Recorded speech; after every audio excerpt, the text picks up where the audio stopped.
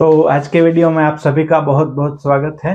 और आज हम देखेंगे कि पेपर कटिंग के कुछ फायदे और एक आध दो गैर फायदे भी है, नुकसान भी है। तो वो भी नुकसान ज़्यादा नहीं है, लेकिन उसका जो फायदा है वो बहुत ज़्यादा है।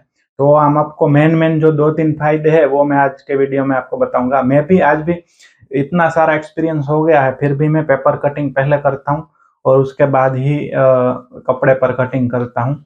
तो बहुत सारे लोग जो होते हैं एकदम नया नया सीखते हैं, तो वो ऐसा सोचते हैं कि हम डायरेक्ट कपड़े पे कटिंग करना कैसे सीख जाए जल्दी और डायरेक्ट कपड़े पे कटिंग करने लगे। तो उसके नुकसान भी है थोड़े बहुत डायरेक्ट कपड़े पे कटिंग करने के। तो मैं आज आपको पेपर कटिंग करने के फायदे बताऊंगा, जिससे आपको आइडिया आ जाएगा कि नहीं, पेपर कटिंग ही पहले करना चाहिए। तो मैंने कुछ वैसे लिख भी रखा है। तो सबसे पहला फायदा जो है, वो कोई कस्टमर एक ब्लाउज या कुछ लेके आएगा सिंपल सा। मैं ब्लाउज में ज्यादातर पेपर कटिंग करते हैं लोग, ड्रेस में तो इतनी जरूरत नहीं होती। तो ब्लाउज का क्या होता है कि एक ब्लाउज दे जाते हैं और बताते नहीं है कि हमारा ट्रायल का है। कई कई कस्टमर्स का ऐसा होता है कि सिर्फ पहले देखने के लिए दे जाते हैं कि हम ट्रायल दे देंगे, वो बताते नहीं हमें कि ये ट्रायल का है, एक है सिल देना, ऐसा करके दे जाते हैं। फिर अगर उसको अच्छा फिटिंग आ जाता है और अच्छा लग जाता है हमारा ब्लाउज, तो फिर दूसरे 4-5 ब्लाउज 8-10 जो भी होते हैं वो एक साथ में दे जाते हैं। तो इस केस में क्या होता है कि हमारा पहला कटिंग तो सही बैठ गया उनको, लेकिन वापस से कटिंग करने बैठेंगे तो उसको सही बैठे ना बैठे, लूज टाइट हो ये वो, तो उसको ऐसा लगेगा पहला था तो अच्छा बना दिया, लेकिन दूसरे बिगाड़ दिए, लूज टाइट कर दिए, ऐसा होता है।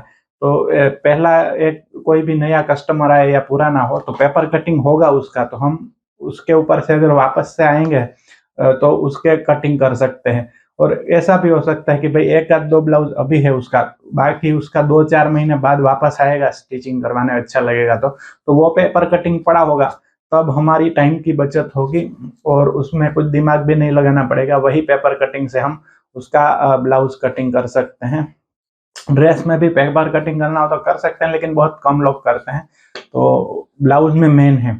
तो सबसे पहला फायदा तो यही है कि रिपीट कस्टमर आएगा, उसको वापस से नया दिमाग लगाना नहीं पड़ेगा, उसी पेपर कटिंग के ऊपर से हमारा बन जाएगा। तो उसमें टाइम की फिर दूसरी बार बचत होगी और फिटिंग का भी कोई इश्यू नहीं आएगा, क्योंकि वही फिटिंग से उसको पेपर कटिंग से फिटिंग आया होगा, तो वही उसी में आपसे हम कटिंग करेंगे, तो कोई फिटिंग की कोई इश्यू ही नहीं आएगी।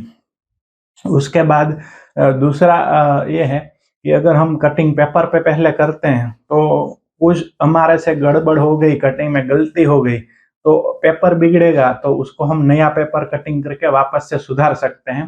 लेकिन डायरेक्ट कपड़े में कटिंग किया और गड़बड़ हो गई, बाद में ध्यान पड़ा कि ये तो हमारे से गड़बड़ हो गई, तो वो कपड़ा वेस्ट जाएगा, कपड़ा दूसरा खरीदना पड़ेगा, या ये नुकसान जा सकता है हमारा कपड़े का। जो है अस्तर अगर कटिंग किया है तो अस्तर लाना पड़ेगा। तो ये पेपर कटिंग करने से ये एक फायदा हो जाता है कि भाई हमारा कहीं भी कटिंग में मिस्टेक आ जाए तो उसको हम पेपर में ही सुधार के फिर कपड़े के ऊपर कटिंग कर सकते हैं।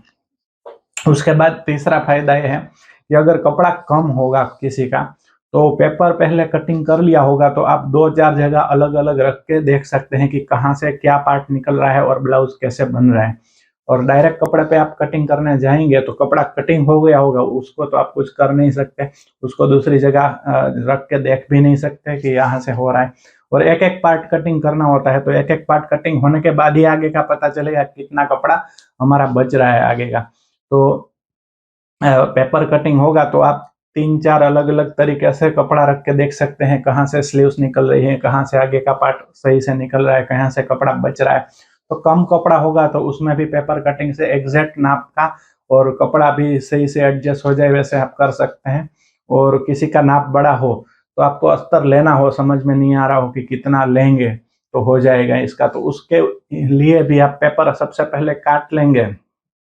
तो आप दूसरा एक कोई अस्तर होगा या कोई भी कपड़ा होगा उसके ऊपर रख के देख लेंगे कि ये कितने कपड़े में बन रहा है, तो वो आप फिर उस हिसाब से अस्तर ला सकते हैं। तो ये भी एक इसका फायदा है। कम ज़्यादा वो ज़्यादातर लोग अंदाज आ ही जाता है सभी नाप का कि इसमें इतना चाहिए, लेकिन कोई कोई नाप ऐसा होता है तो उसमें इस तरह से आप कर सकते हैं। अभी इसके एक दो नुकसान भी है, ज़्यादा नुकसान तो नहीं है, लेकिन अभी देखिए मैंने 3-4 फायदे इसके गिनवाए हैं। अगर आपको भी और इसके फायदे पता हो कि क्या क्या है, तो वो आप हमें कमेंट में बताइएगा, तो दूसरे लोगों को भी और भी फायदे इसके पता चल जाएंगे। और इसका कोई नुकसान आपको पता हो तो वो भी आप कमेंट में करके हमें बताइएगा, तो सब लोग को और हमें भी इसका जो गैरफायदा है, नुकसान है, वो भी पता चल जाएगा। उसके बाद देखिए, एक दो नुकसान मैंने वैसे लिखे हुए हैं तो वो बता देता हूँ। एक तो देखिए, हमारे पास अगर आस पड़ोस में या हमारे पास पेपर नहीं है तो उसका सेटिंग करना पड़ता है या तो फिर खरीदना पड़ता है, तो ये एक थोड़ा सा खर्चा हो जाता है, लेकिन इतना कुछ महंगा नहीं आता, पेपर बिल्कुल सस्ता आता है, तो वो कोई एक नुकसान नहीं कर सकते। लेकिन दूसरा एक ये नुकसान है कि भाई हमारा टाइम थोड़ा ज़्यादा चला जाता है इसमें। कभी कभार क्या होता है कि एक कस्टमर आता है तो एक बार सिलवा के जाता है तो वापस नहीं आता है, तो जो वापस नहीं आता उसमें हमारा टाइम थोड़ा 10-15 मिनट, 5-10 मिनट, मतलब जितना कटिंग करने में और फिर बिछाने में लगेगा उतना थोड़ा एक्स्ट्रा टाइम हमारा चला जाता है। 10-1 मिनट ज़्यादा जाती है, इतना कुछ वो नहीं है, लेकिन थोड़ा बहुत ये नुकसान जैसा लग रहा है, तो वो एक बताया। लेकिन इसका फायदा मेन ये है कि वापस से जो जो कस्टमर आएंगे उसका हमें टाइम बिगाड़ना नहीं पड़ेगा कटिंग करने के लिए, और फिटिंग का भी सोचना नहीं पड़ेगा कि किधर से कितना रखेंगे तो इसको फिटिंग सही से आ जाएगा, क्योंकि पहले उसको उसी नाप से फिटिंग आ गई होती है। तो ये कुछ फायदे और नुकसान मैंने बताए हैं, और भी आपको जो पता हो वो आप हमें कमेंट में बताइएगा, और जिनको भी देखना हो वो भी कमेंट में देख सकते हैं कि भाई और भी फायदे और नुकसान क्या है। तो ये आज का वीडियो इसके लिए ही था स्पेशल, कि पेपर कटिंग के क्या फायदे हैं, पेपर कटिंग करके ही कटिंग करिए तो ज़्यादा अच्छा है। तो ये वीडियो आप सभी को कैसा लगा वो कमेंट में बताइएगा। अच्छा लगा हो तो लाइक, शेयर और सब्सक्राइब कर लीजिएगा हमारे चैनल को। और ये वीडियो देखने के लिए आप सभी का बहुत बहुत धन्यवाद।